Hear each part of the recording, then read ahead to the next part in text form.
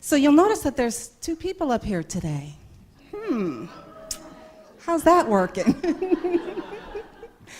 We thought we'd do something a little different today because, as many of you know, Graham got laid off about 3-4 weeks ago. He's now working as a consultant 25 hours a week.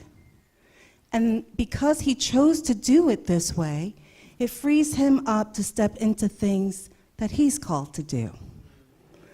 So, yeah.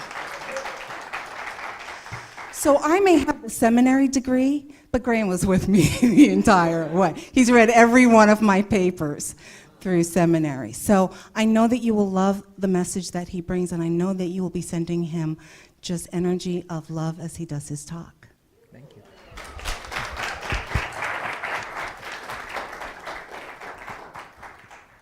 Thank you. Reverend Street said earlier on that she went to this really intensive workshop. As a congregation, we felt it a little bit unfair to say, welcome back, you've just landed, you've got 36 hours to do a unique, inspiring, well-researched talk. No, that's not how we roll as a congregation. But it's my absolute privilege to be able to continue the study that we've been doing on the Lean Inside book by Jay Pryor, our very own Coach Jay. Thank you.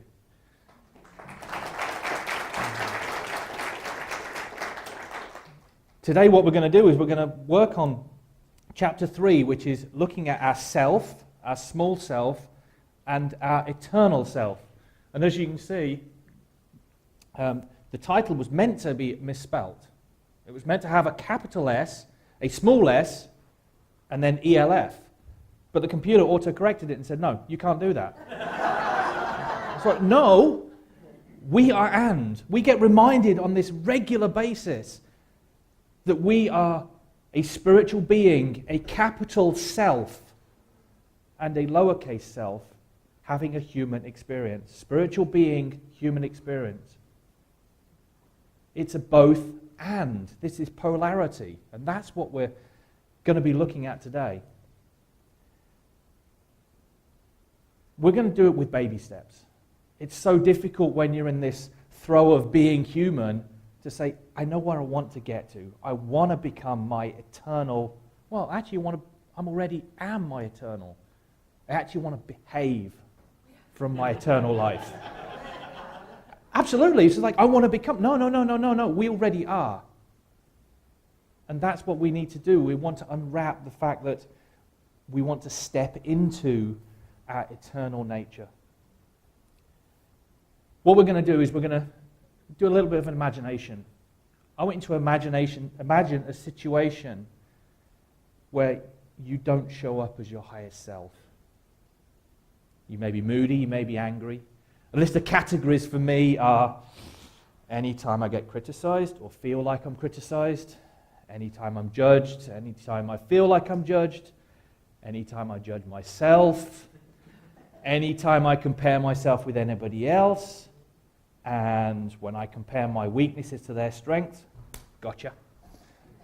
Anytime I procrastinate and I get there and say, I should have done this, or I should have done that. Anytime the external changes on me. God doesn't get the memo that I didn't want it to change. I got laid off. Okay? Any one of those situations takes me into this spiral where, no, this is not the way it should be. My brain gets flooded with chemicals and I get hijacked. And I want us to imagine a situation, a personal situation for you where you don't show up as your highest self. I want you to look at it as an observer, not with shame, not with guilt, but to say, yes, this is who I am in this situation. This is how I'm behaving.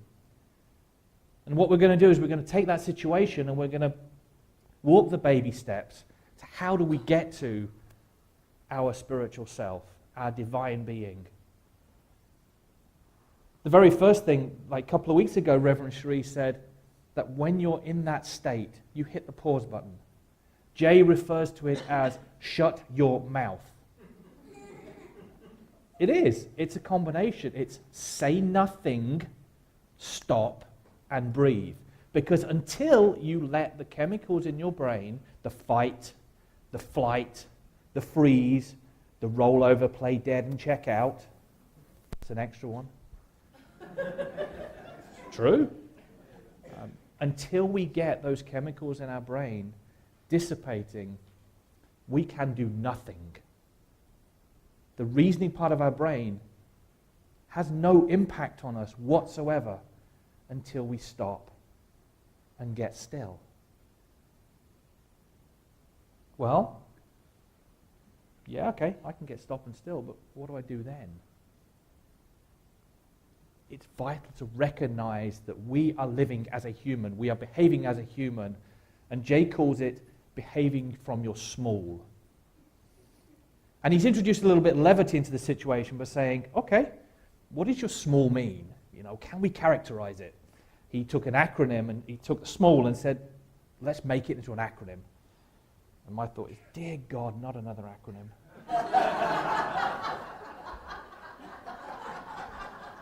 However, I'm going to predict you're going to remember this one. Because I'm going to appeal to your ego and say, this is a customized acronym. This is only you. This acronym is only for you. And what we're going to do is we're going to do a little exercise where we imagine how we're feeling, how we're behaving in that situation. We're going to get dark. And we're going to say, my behavior, is there any behavior starting with the letter S that can describe how I'm behaving? Any behavior that starts with the letter M, and then A, and then L, and yet another L. The acronym. For me, I did the exercise in the book study this morning. I show up by swearing. I cuss myself out. Or I cuss the other person out, but mentally. Because it's not good to cuss them out, I was told. But if they don't hear me, is that okay? If my dad doesn't hear me, I get moody. I get angry. I lie. And laissez-faire. Yes, you can use any language you want. For me, it means whatever. The whatever. I'm checking out. I'm done with the situation. What we're going to do is we're going to go through the first two letters right now as an exercise. And then when you get home, you can finish the rest of the acronym. And I'm going to help you by using the examples from the book, a list of them beginning with the letter S. So if you get comfortable, you can close your eyes and you can imagine the situation that you're thinking of. And as I read them out to you, you're going to say, that's me. I identify with that. For those of you in the bookstore this morning, just imagine a different situation.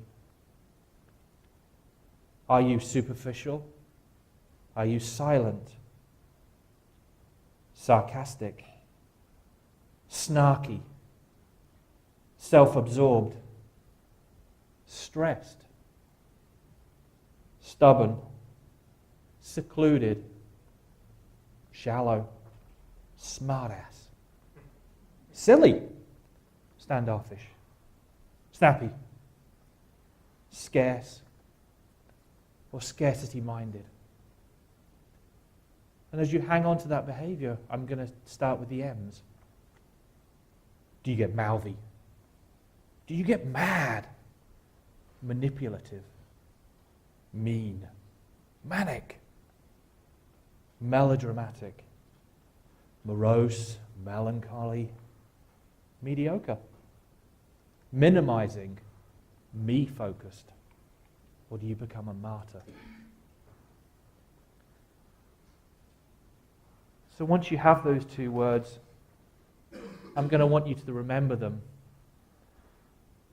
And I'm going to want you to add to them this week to finalize the small S-M-A-L-L.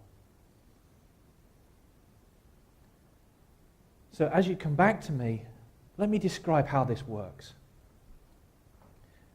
A little bit like a disease, once you put a name to it, you can take a handle on it. Once you admit, I'm living from my small, I'm getting angry, yes.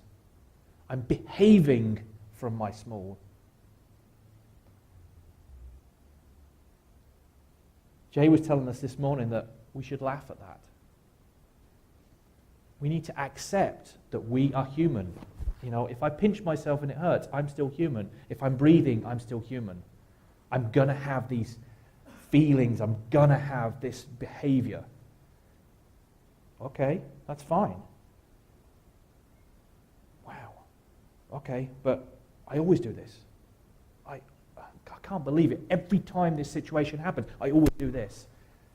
And I go into the shame spiral. Brené Brown, the writer, calls it the shame spiral. In Kansas, we call it the shame tornado, because it picks us up and it routes us back to the beginning, and our ego kicks back in, and we keep repeating this pattern.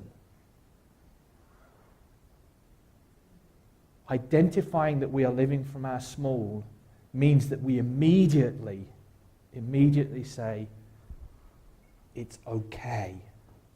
I forgive myself for acting the way I was born. Okay? A bird flies, a bird hunts and pecks. We are human. We will behave human. Not a surprise, people. Well, to some of us who are spiritually evolved, it is a surprise, because we think we've left all that behind us. I don't do that stuff anymore.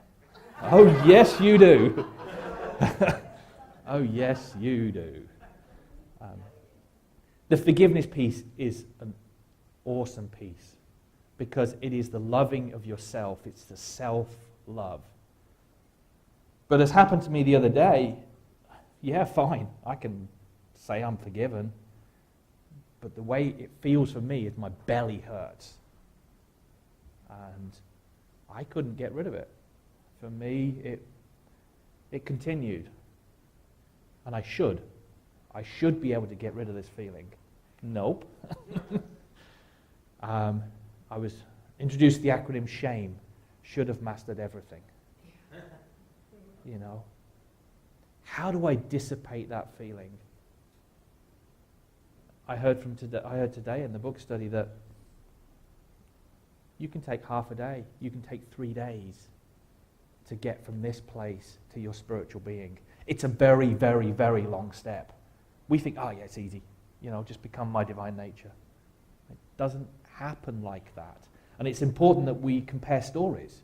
Because as we compare stories, like that amazing spiritual being that I go to church with, his acronym for small, I have to read this out. I will not name names. Superior. Me. Attacking. Lethargic loser. I was like, oh, wow. And that was amazing, because there was this spiritual light who I respect said he was also human. I personally thought he walked on water. This is a vital part of how do we get out of this, and that's to be in community. It's to be with others. To get from here to our spiritually evolved loving friend, which is the self. It's the capital S, the eternal of our being. We may have to look at a role model. We may have to say, I can't see my inner guidance right now. What would somebody who I spiritually respect do? What would the Dalai Lama do in this situation? You know, Jesus. A lot of people rely on, okay, that's how Jesus will handle it. There's a whole industry that has armbands that says, what would Jay do? I didn't know you were so popular. But the aim is not to stay in that place of this outside person. The aim is to access your own internal wisdom. You were born with it. Last week, Reverend Cherie talked about this inner spark that can never be tarnished. You have it. It's how do we access it? And as we refer to this inner spark, this spiritually evolved loving friend, and as we talk to this person who is us, that person can advise us. You know, this situation, this is how you respond as your eternal self. Forgive? Okay. Okay, and then you take that advice and you go back to the situation and you respond. You respond according to your higher self. And if you've ever been around people that do that, they are amazing. They want to be part, you want to be part of their lives. So your homework for the week, you know Reverend Sheree gives us homework, is to get down and dirty with your shadow. It's to sit and meditate and say, how do I behave when I'm being obnoxious? Get a dictionary out and say, what words describe my behavior, starting with the letters S, the M, the A, 2 L's, a bit more difficult. And then it's to remember the baby steps. It's to remember this idea that you stop, you breathe, and then you look at and then you observe that, oh, I'm living from my small. Okay, happened again. It's okay. I forgive myself. I love myself. I be kind to myself. And the final step is to access my eternal internal wisdom. And to say, how do I respond to this situation? And to get yourselves in a spiritual community. There's so many resources out there these days to do the work. You can do the work on Facebook. You can do the work by listening to a podcast.